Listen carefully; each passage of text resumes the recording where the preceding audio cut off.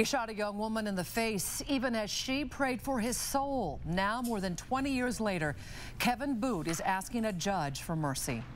Good evening. Thanks for joining us tonight. I'm Nadine Woodward. Kevin Boot was just 17 during that deadly Spokane carjacking.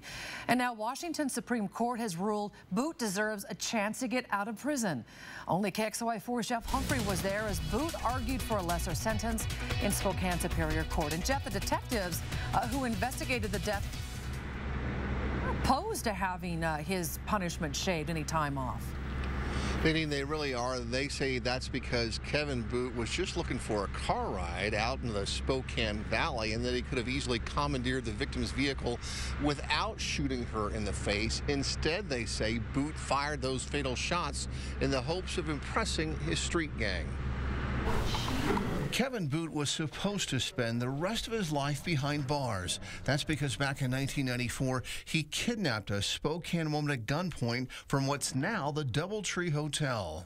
At that time, Mr. Kevin Boot, having a gun, approached Ms. Reese as she exited the vehicle, made a statement to the effect of, "Don't say a word, get back in the car." Detectives say Boot then shot Felisa Reese and dumped her body here along Upriver Drive. Well, in my opinion, I believe that Mr. Boot should remain in prison for the rest of his life.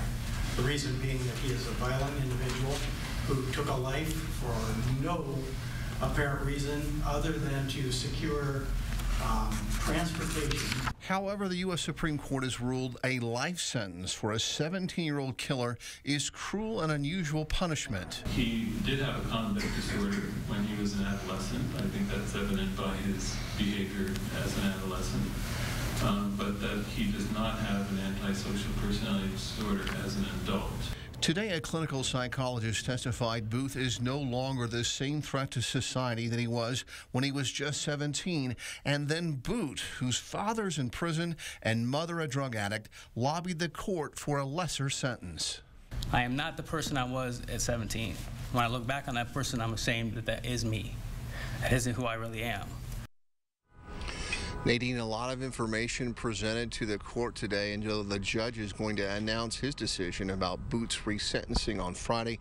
That is when we expect the court to adopt a minimum sentence that Boot must first serve. It could be several years, it could be many years, and only after that can Boot go before the parole board and fight for his release. Reporting live at Spokane Superior Court, Jeff Humphrey, KXLY4. Thank you, Jeff.